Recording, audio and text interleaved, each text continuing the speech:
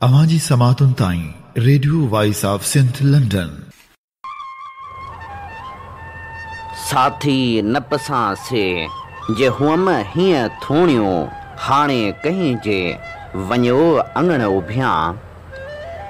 भलारे भिट धणी जे भलारे बैत वसीले मुझी ही आवाज़ मुसाफ़िर radio voice of Sindh London त थी दुनिया जे कुंड कुड़छ ताईं जंहिंजा माग ॿुधिजे पियो उन्हनि साॻिड़नि ऐं साथियुनि खे सिक भरियो सलाम शाल क़बूल पवे। सिंधी ॿोली जे अॾोल शाइर मज़ाहिमती कवि सरकश सिंधी जी यादि में ख़ासि प्रोग्राम खणी अवां जी ख़िदमत में हाज़िर हबीब लगारी। साथियो, मञोसीं त मौत बरहक आहे, जेको माण्हू आयो आहे उनखे आख़िर माग ते मोटी वञिणो आहे। पर पाण मंझां केतिरनि ई माण्हुनि जे वजूद में इहा सोच हूंदी त असीं कुझु न कुझु करे वञूं, कुझु न कुझु छॾे वञूं जेको असांजी ईंदड़ नस्ल जे कमु अचे, जेको दर्दनि हाणे देश जे माण्हुनि जे ज़ख़्मनि ते पहाड़ रखे ऐं जेको सुजाॻी जा सॾ ॾे। सरकश सिंधी बि पंहिंजी शाइरी वसीले सुजाॻी जा सॾ ॾिना ऐं हूअ अमर थी वियो। सिंध जे नाले वारे मज़ाहिमती शाइर सरकश सिंधी जो असुल नालो अब्दुल मजीद वल्द मौलवी अब्दुल्लाह चांडियो हो। संस जनम 1 अक्टूबर 1940 ते ॻोठ पले पोटा सीता विलेज ज़िले दादू में थियो।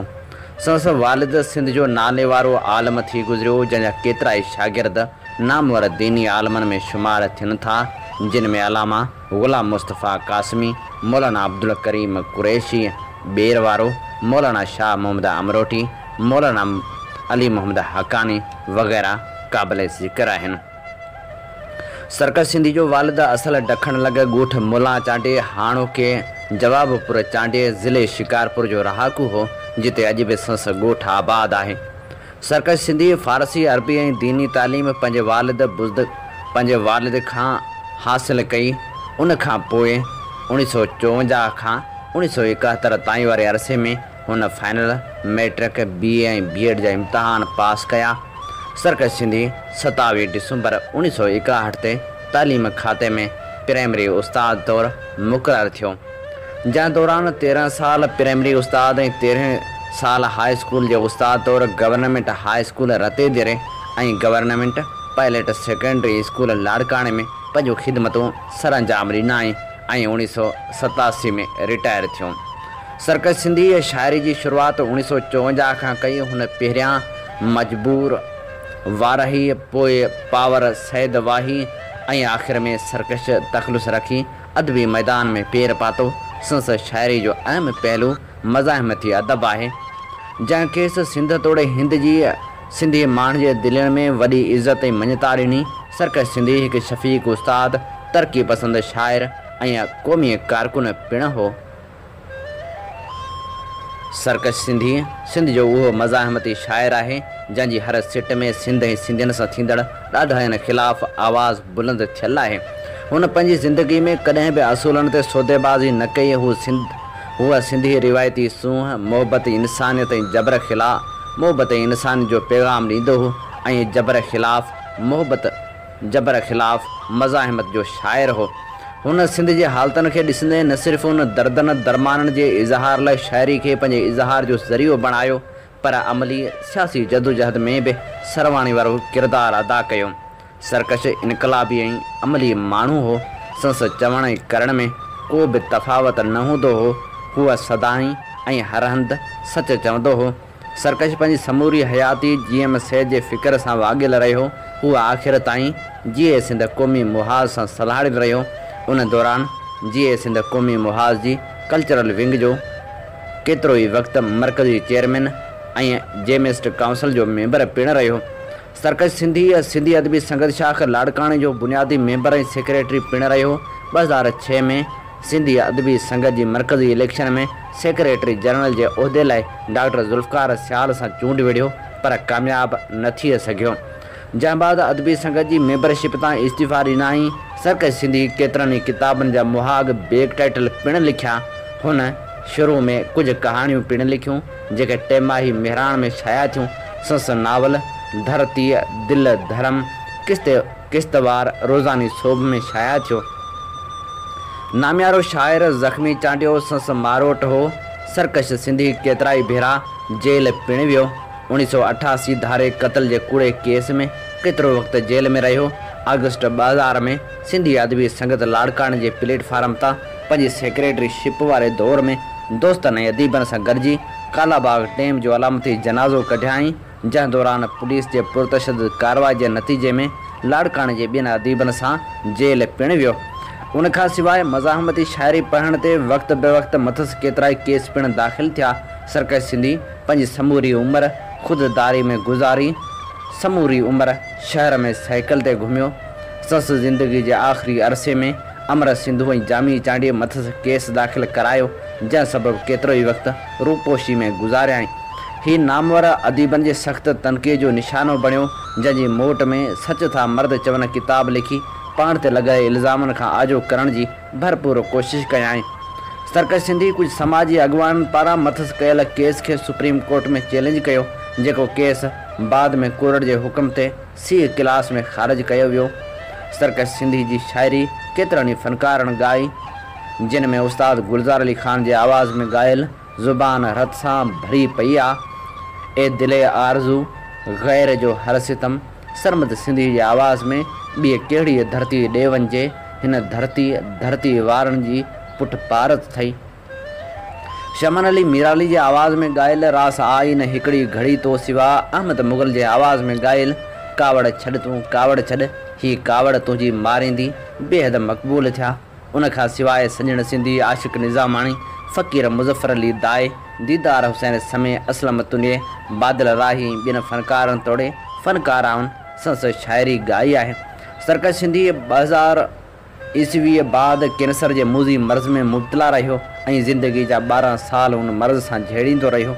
एतिरे क़दर जो आख़िरी घड़ियुनि में संस खाबी जंग ज़ाया थी वई।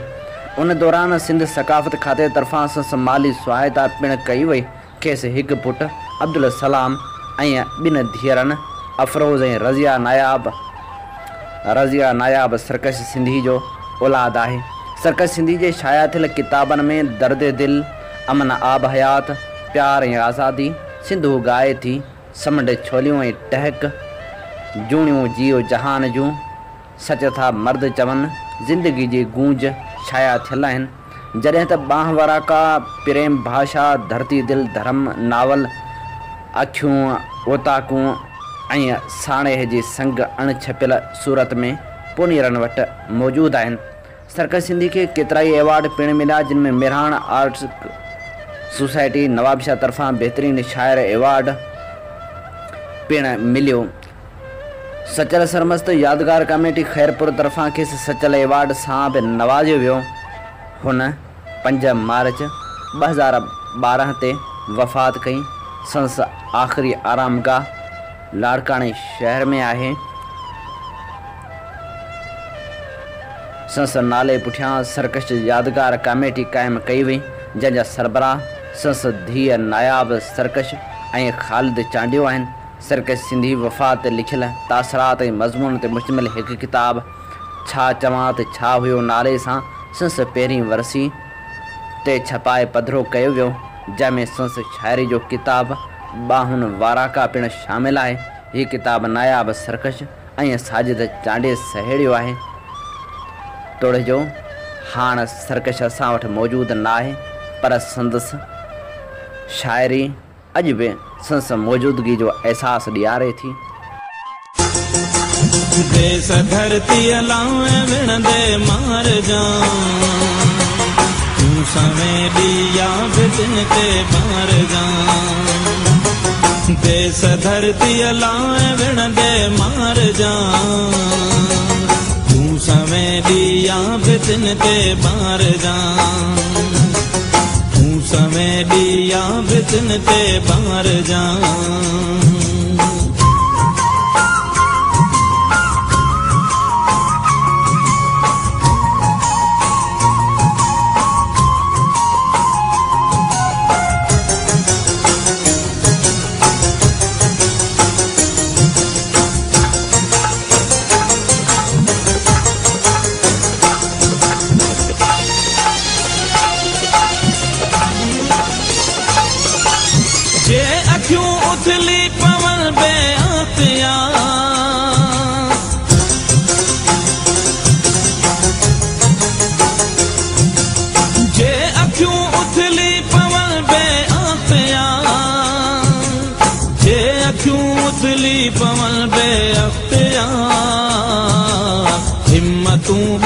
चई बुढ़िन खे तार जा तूं समय ॾिया भितिन ते बार जा देस धरतीअ लाइ विढ़ंदे मार जा तूं समय ॾिया भितिन ते बार जा तूं समय ॾिया भितिन ते बार जा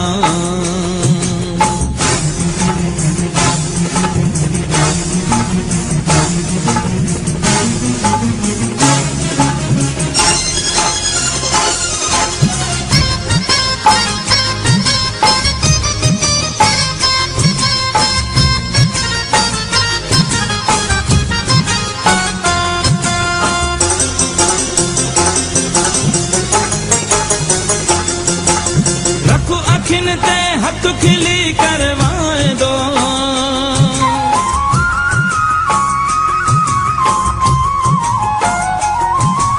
रखो अखिन ते हथ खिली करवाए दो रखो अखिन ते हथ खिली करवाए दो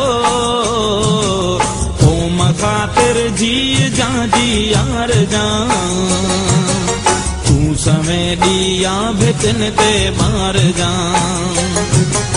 देस धरतीअ लाइ विढ़ंदे मार जा तूं समय ॾिया भितिन ते बार जा तूं समय ॾिया भितिन ते बार जा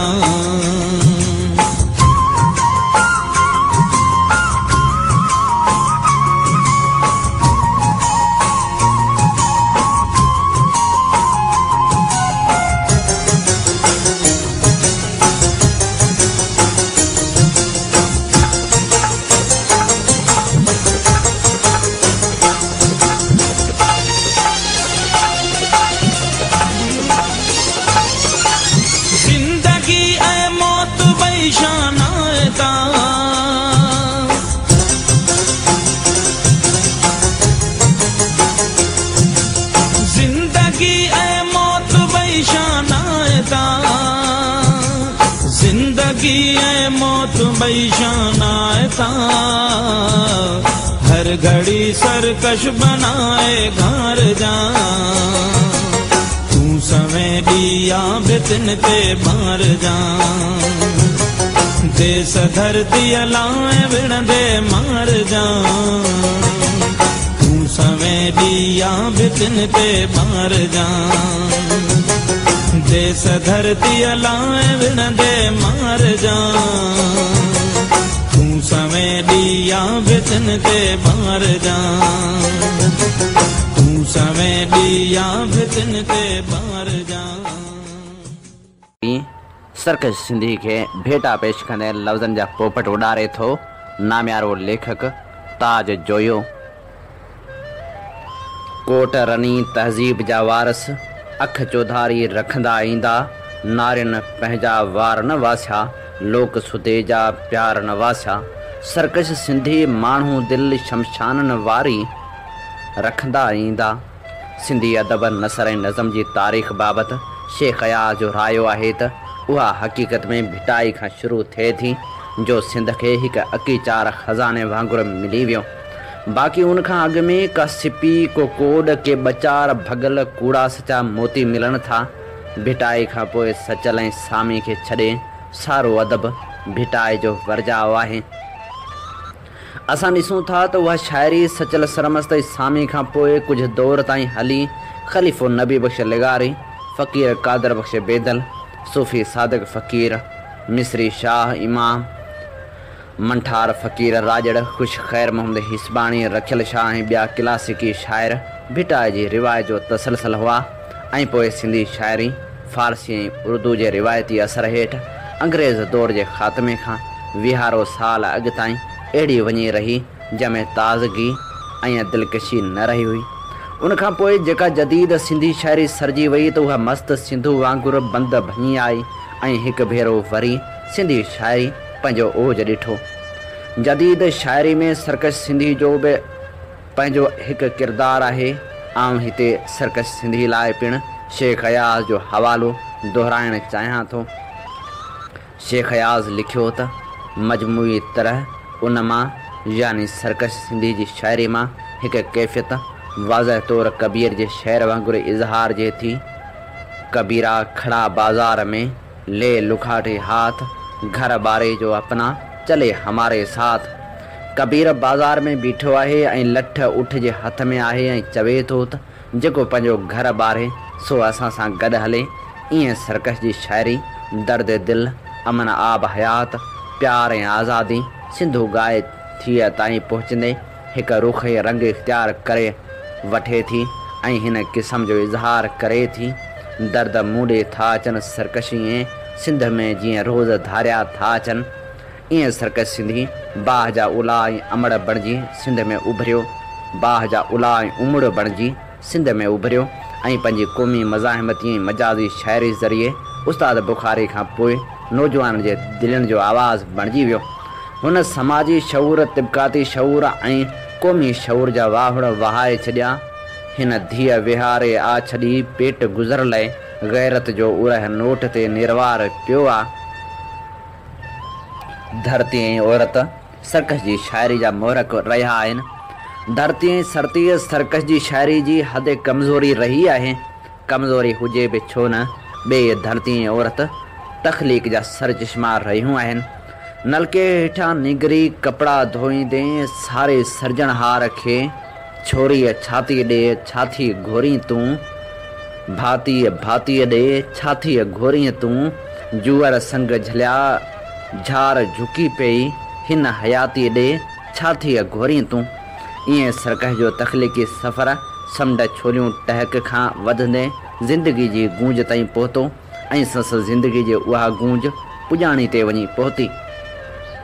शाइर जी मञता ऐं अमरता पंहिंजे दौर में बि थींदी आहे ऐं मुए पुॼाणा बि। ईअं सरकश जी मञता ऐं अमरता जो फ़ैसिलो बि तारीख़ खे करिणो आहे। सरकश इंसान हो ऐं हुनजी शाइरी इंसान जे सफ़र जो उञाण ऐं अलामत आहे। हुन 2011 में छपियल पंहिंजे आख़िरी शाइरी किताब ज़िंदगी जी गूंज में लिखियो हो त चो फेर थिए चर्चो, हूं भी त मरी वेंदे, सरकश न थिजां हल्को, हूअं भी त मरी वेंदे। ऐं जॾहिं सरकश जे आख़िरी सफ़र वक़्तु संस कुल्हे कांदी थियणु आयो हुउसि त मूं संस पुट सां तजियत न कई हुई, पर न्याणी नायाब सरकश सां कई हुई। मोहतरम बशीर कुरैशी ऐं असां सरकश जी तदफ़ीन खां पोइ संस क़बर ते शेख याज़ जी लाफ़ानी वाई। सिंध देश जी धरतीअ तोते पंहिंजो सीस निमाया, मिटीअ माथे लाया जी गूंज खां पोइ मुक़ाम तां वापसि थियासीं त बशीर ख़ान ऐं ॿिया सरकश जे पुट तरफ़ां विछायल तॾे ते ताज़ियत लाइ विया, पर मूं ऐं साईं राशिद मोराई नायाब जे घर अची साणस ताज़ियत कई, छो त सरकश जो असुलु तॾो उते ई विछायल हो। मूं कठोर समाज कठोर फ़र्द सरकश जे पुट सां ताज़ियत न कई। जंहिं भेण जे घर में पीउ जो लाश आख़िरी दीदार लाइ बि न आंदो हो, मूं ताज़ियती नोटबुक ते उन वक़्तु जेको तासर लिखियो या मुख़्तलिफ़ चैनलनि खे जेको तासर ॾिनो तिन जो तत हिन रीत हो। सरकश ॻरो हो या हल्को, पर उहो पंहिंजे रंग पंहिंजे मिज़ाज जो माण्हू, हिकु मुनफ़रद शख़्स, हिकु मुनफ़रद शाइर। संस शाइरी जी ॿोली ऐं लहजो पंहिंजनि हमअसरनि खां मुनफ़रद ऐं मुख़्तलिफ़ हो। क़ौमी मज़ाहमती शाइरी में अब्दुल करीम गदाई ऐं नियाज़ हुमायूनी जो पंहिंजो रंग हो। मोहम्मद ख़ान मजीदी, सरवेज सिजावली ऐं इब्राहिम मुंशी जो पंहिंजो रंग हो। उस्ताद बुखारी ऐं सरकश जो पंहिंजो पंहिंजो रंग हो। उस्ताद बुखारी अरड़ो बि हो त मिठड़ो बि हो, पर सरकश प्यार तोड़े मज़ाहिमत में खोरो ऐं कसारो वधीक हो। हूअ मौलवी जो पुटु हो पर मुलो न थियो, हूअ चांडियो हो पर धाड़ेल न थियो, लेकिन उस्ताद ऐं शाइर थियो जीअं ज़ख़्मी चांडियो थियो। सरकश ऐं आऊं साॻी फ़िक्री वाट जा हुआसीं। असांजा पाण में केतिरनि मसइलनि ते इतफ़ाक़ बि हुआ त इख़्तिलाफ़ पिणु हदीस आहे त इख़्तिलाफ़ उम्मती रहमती। इख़्तिलाफ़नि जो बि पंहिंजो हुसन ऐं पंहिंजी इख़्लाक़ियात थींदी आहे। आऊं उहो एतिराफ़ थो करियां त मूं संस पोइ ज़िंदगी वारे अहिड़े मौक़िफ़ ते साणस सख़्तु इख़्तिलाफ़ कयो हो ऐं अहिड़ो इज़हार बि कयो हो, पर उन इख़्तिलाफ़ ऐं इज़हार में बि रिश्तनि जी दीवार न टुटी हुई। मूं न रुगो साणस उन असुली इख़्तिलाफ़ जो खुलियल इज़हार कयो हो, पर कई भेरा संस फ़ोन जो जवाब बि ॾियणु पसंदि न कयो हो। लेकिन सरकश बावजूदि मुंहिंजे शदीद इख़्तिलाफ़ी रवैयनि जे मूंसां ॿाड़ो न ॿोलियो, मयारूं ॾिनाई पर दिल खां दूर न कयाई। मुंहिंजे कावड़ ख़ामोशी ते SMS कंदो रहियो हो, पर कावड़ जे इज़हार बदिरां मिठियूं मिठियूं मयारूं ॾिनाई। संस विछोड़े खां कुझु ॾींहं अॻु जॾहिं हूअ कैंसर जे पीड़ाउनि सबबु सख़्तु तकलीफ़ में मुब्तला हो, मुंहिंजी साणस नायाब जे घर मुलाक़ात थी हुई। हुनखे वेहण में बि सख़्तु तकलीफ़ पए थी, उन करे ॿाहुनि जे बल ते खट ते उथी वेठो हो। मूं सम्झो त हिन तकलीफ़ में मूं ते ज़रूरु कावड़ूं छंडींदो, पर का बि मयार न ॾिनाई ऐं नई कोसो थियो। सरकश ज़िंदगी जे आख़िरी लम्हनि में पंहिंजनि रवैयनि सबबु बिना अकेलो थी वियो हो। उन्हनि घड़ियुनि में पंहिंजी शाइरी जो आख़िरी किताब ज़िंदगी जी गूंज मुंहिंजे प्यारे दोस्त ज़ख़्मी चांडे जे पुटु साजिद हथां मूं ॾांहुं हिन नोट सां लिखी मोकिलियो हुआईं। इंतिहाई प्यार मां पंहिंजे कावड़ियल दोस्त ताज जोयो साहब लाइ संस लिखियल साहिब लफ़्ज़ मां संस मिठी मिठी मयार जो इज़हार थिए थी सघियो। कैंसर मर्ज़ी अहिड़ो आहे जेको माण्हू खे अकेलो करे छॾींदो आहे, पर संस न्याणी नायाब जो साणस नायाब साथ रहियो, जंहिं करे हूअ पंहिंजी ज़िंदगी जा कुझु पल कुझु ॾींहं पंहिंजे वेल पावर ज़रिए कढी वियो। सरकश अजीब शख़्स हो, अजीब शाइर हो, होॾी बि हो त हठीलो बि हो। हुन वटि पंहिंजा दलील ऐं पंहिंजा मंतक हुआ। अहिड़ी रीति संस शाइरी जो लहजो बि पंहिंजो हो, जेको कंहिंजो बि ताबे न हो। 6 किताब शाइरी जा छॾे वियो, छपाए वियो, पर अॻु खां अॻिरो रहियो, कलम फिटो न कयाई। ऐं जॾहिं कलम संस हथ मां किरियो त पाण बि न रहियो। सरकश सिंधी ज़िंदगी सां शायदि हिसाब न कयो हो, पर ज़िंदगी खेसि कहिड़ी मोट ॾिनी उनजो इज़हार ख़ुदि हिन रीति कयो अथसि जंहिंसां को हिसाब ई न कयो हो। ज़िंदगी हिसाब में ॿुॾी वई। सरकश जा महसूसात भले इहे हुआ त संस सॾनि मां साह निकिरी वियो आहे ऐं उन्हनि जो पड़लाव सेरा में थकिजी पियो आहे। पर जेकॾहिं संस सॾ सैयद ऐं सिंध जा सॾ हुआ त उहे सॾ साणा कीअं थिए सघिया ऐं उन्हनि जो पड़लाव सेराउनि में कीअं थिए थकिजी सघियो। उनजो चहिरो जाॻंदो मिसाल असां सभिनी जो महबूब भाउ ऐं महबूब अॻवान मुहतरम बशीर कुरैशी हो, जंहिंखे सरकश जे 40 जे हिन मुल्तवी थियल तक़रीब जेका असल 15 अप्रैल ते थियणी हुई जी सदारत करणी हुई, पर उहो बि अॼु असां वटि न रहियो ऐं लखे रोंदड़ अखियुनि खे छॾे वञी सिंध जे साईं सां मिलियो। पर उहो सॾ ऐं उहो पड़ाड़ो मरणो न आहे।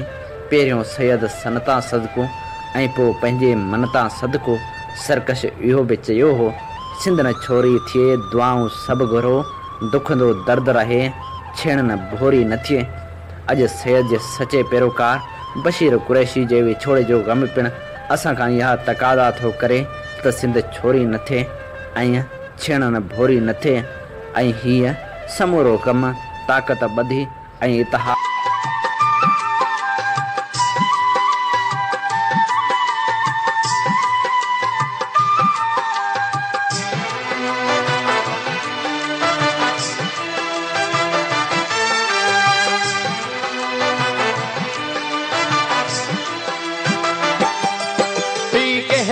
धरती दे वंजे बी कहड़ी धरती दे वंजे बी कहड़ी धरती दे वंजे बी कहड़ी धरती दे वंजे बी कहड़ी धरती दे वंजे बी कहड़ी धरती दे वंजे बी कहड़ी धरती दे वंजे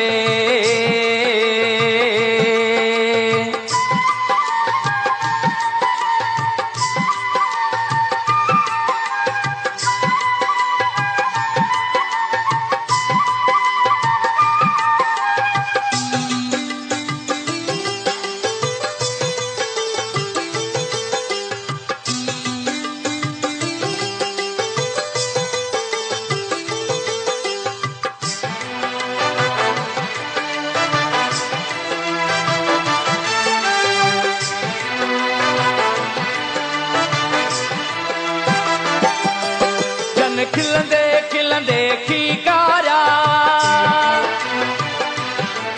से मोसन गोलन पे मारा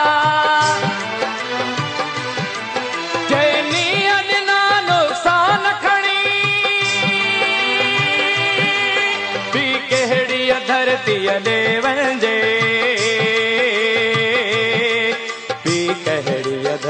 धरतीअ ॾे वञिजे पी कहिड़ीअ धरतीअ ॾे वञिजे पी कहिड़ी धरतीअ ॾे वञिजे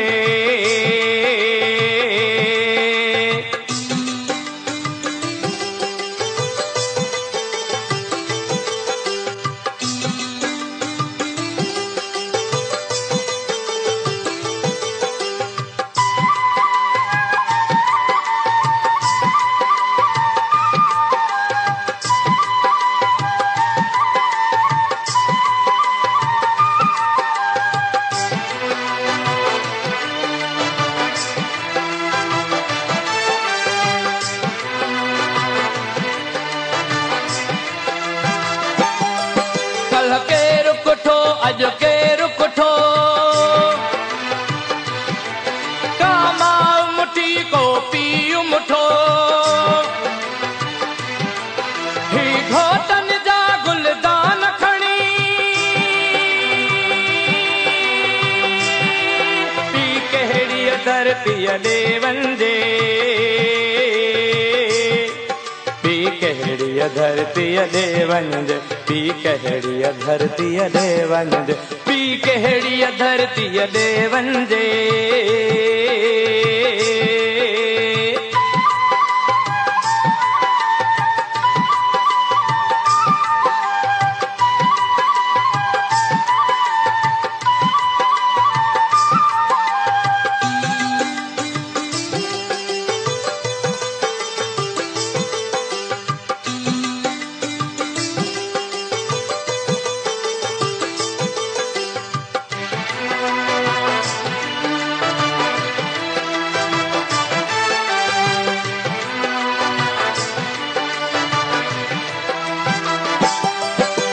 कुर्सीअ जे काया खे ॾिसी आमाव की माया खे ॾिसी सैनो तन पटना दान खणी पी कहिड़ीअ धरतीअ ॾे वञिजे पी कहिड़ीअ धरतीअ ॾे वञिजे पी कहिड़ीअ धरतीअ ॾे वञिजे पी कहिड़ीअ धरतीअ ॾे वञिजे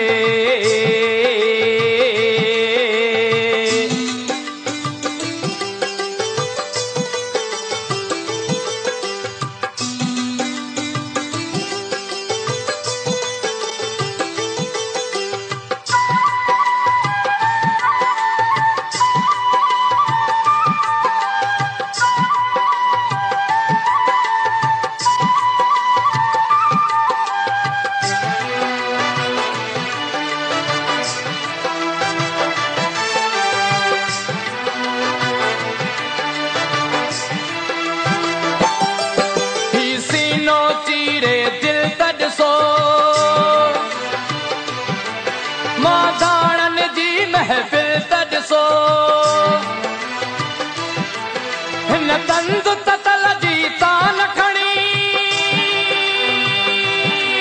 पी कहिड़ीअ धरतीअ ॾे वञिजे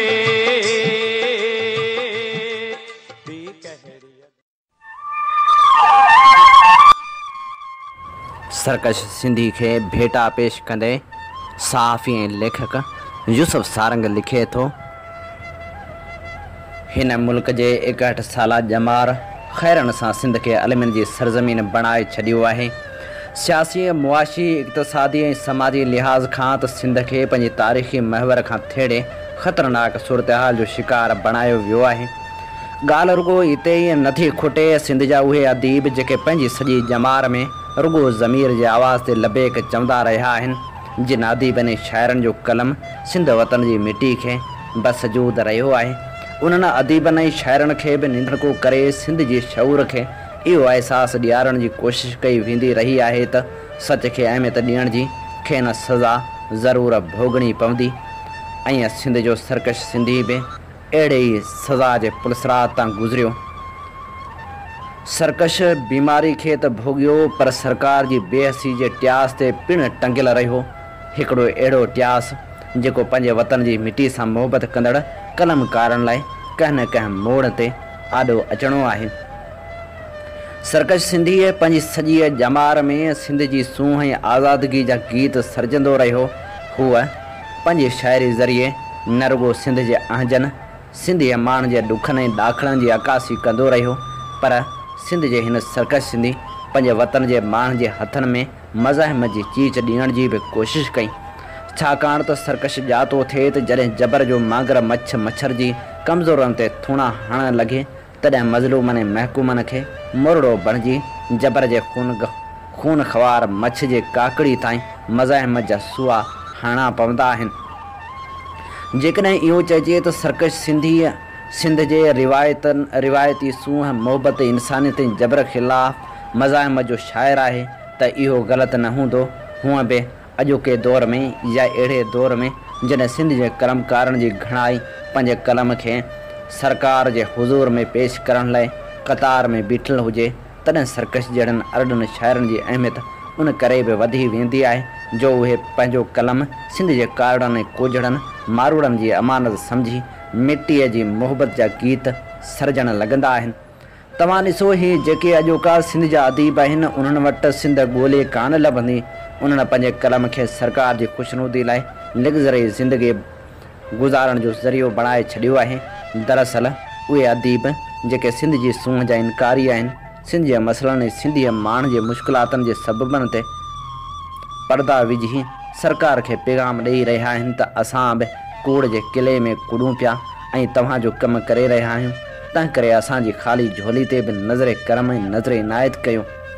जेतोणीकि सिंध जे अदीबनि जो किरदारु हिकिड़ो धार बहस आहे ऐं उहो बहस थियण बि घुरिजे।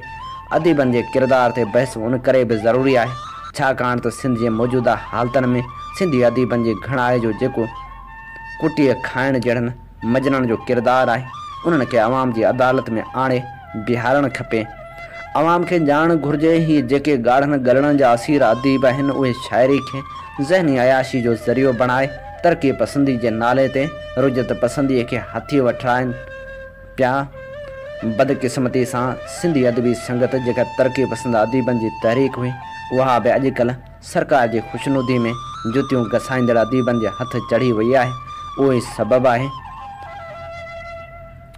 जो अदबी संगत जी मौजूदा क़यादत सिंध सां मोहबत जी सज़ा भोॻींदड़ सरकश शाइर सरकश सिंधी खे बि विसारे वेठी आहे। सरकश सिंधी तारीख़ जे हर दौर में सरकशी रहणो आहे, पर उहे किरदार जेके सरकश सिंधी जड़नि सिंध दोस्तनि खे रवनि जा ॾंभ ॾींदा रहिया, तारीख़ में उहे कहिड़े हंध बीहंदा, उनजो इंतज़ारु लतीफ़ जे देस खे ज़रूरु रहंदो। हो न को साथ मूसा ॾेई थी सघी, नई साण बेसां सही थी सघी। हो विसारण खां अॻु में ही सोची तहा, भला धार मुखां रही थी सघी।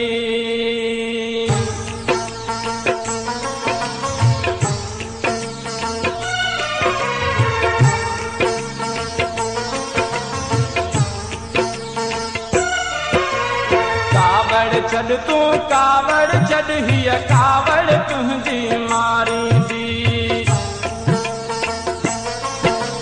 कावड़ छॾ तूं कावड़ छॾ हीअ कावड़ तुंहिंजी मारींदी। हीअ कावड़ तुंहिंजी मारींदी।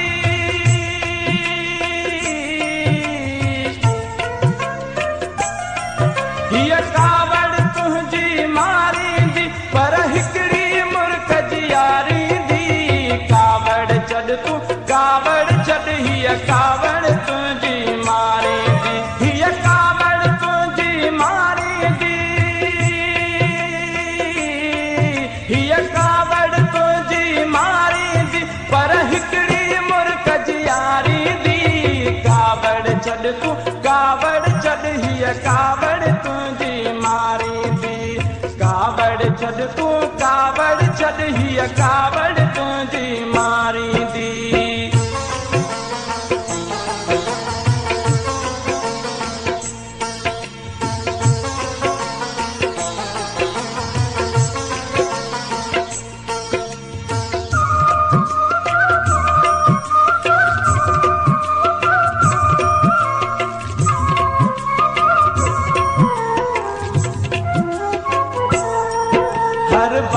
जी वेला मेड़े अथई चंड तारन मेला मेड़े अथई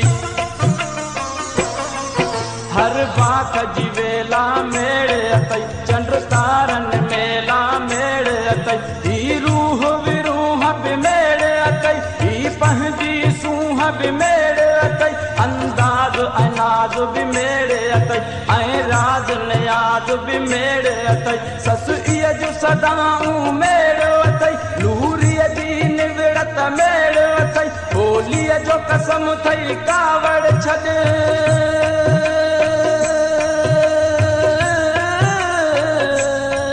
लोलीअ जो कसम थई कावड़ छॾ हीअ कावड़ तुंहिंजी मारींदी पर हिकिड़ी मुर्ख जी यारींदी कावड़ छॾ तूं कावड़ छॾ हीअ कावड़ तुंहिंजी मारींदी कावड़ छॾ तूं कावड़ छॾ हीअ कावड़ तुंहिंजी मारींदी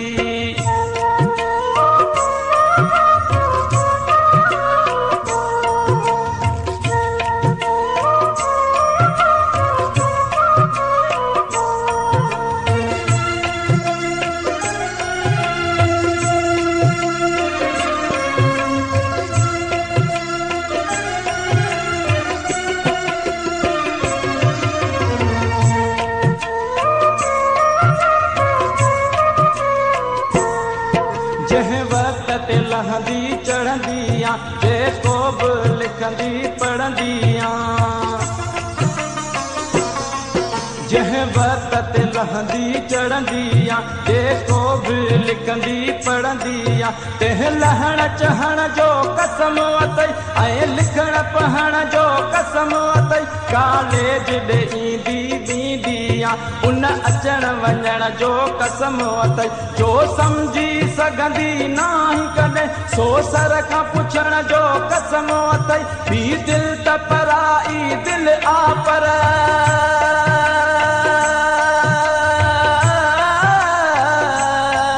ॿी दिलि त पराई दिलि आ पर पंहिंजीअ जो कसम थई कावड़ छॾ हीअ कावड़ तुंहिंजी मारींदी पर हिकिड़ी मुर्ख जी यारींदी कावड़ छॾ तूं कावड़ छॾ हीअ कावड़ तुंहिंजी मारींदी कावड़ छॾ तूं कावड़ छॾ हीअ कावड़ तुंहिंजी मारींदी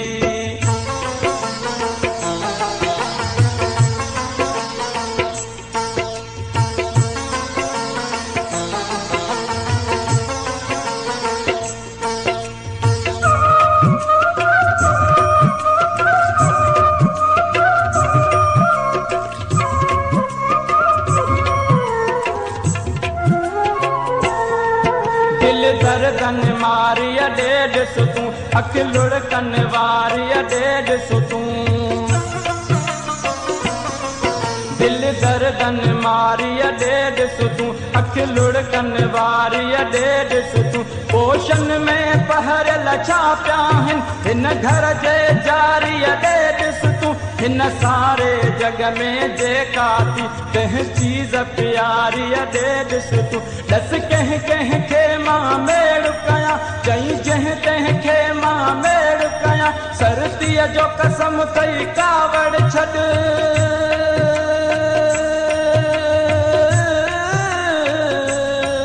धरतीअ जो कसम थई कावड़ छॾ हीअ कावड़ तुंहिंजी मारींदी पर हिकिड़ी मुर्ख जी यारींदी कावड़ छॾ तूं कावड़ छॾ हीअ कावड़ तुंहिंजी मारींदी कावड़ छॾ तूं कावड़ छॾ हीअ कावड़ तुंहिंजी मारींदी हीअ कावड़ तुंहिंजी मारींदी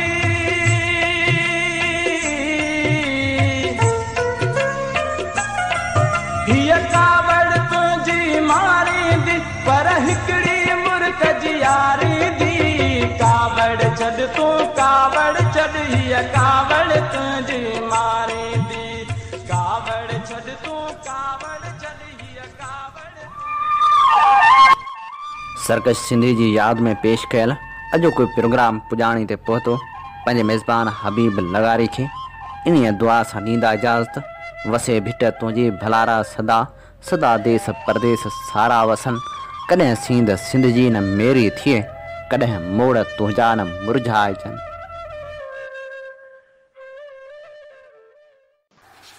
सिंध मुंहिंजी अमा सूंह तुंहिंजी मथां छा लिखी, छा लिखां छा लिखी, छा लिखां। सिंध मुंहिंजी अमा, दुनिया जा सिंधियो हिकु मुठ थी सिंध बचायो। सिंध मुंहिंजी अमा सूंह तुंहिंजी मथां छा लिखी, छा लिखां। सिंध जो क़ौमी आवाज़ radio voice of Sindh London.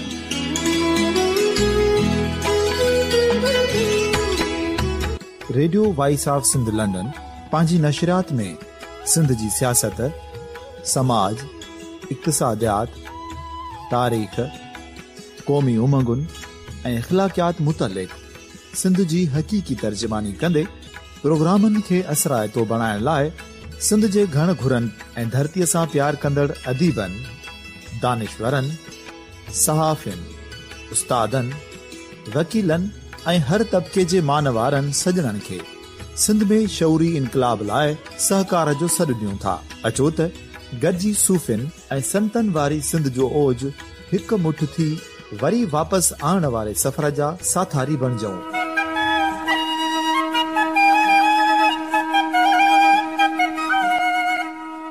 हिकु नए सुबुह जी शुरूआत जो पड़ाॾो घर घर, ॻोठ ॻोठ ऐं शहर शहर ताईं पहुचायो। शाल सिंध आबाद ऐं ख़ुशहाल थिए, सिंधी माण्हू सुखियो ऐं सताबो थिए।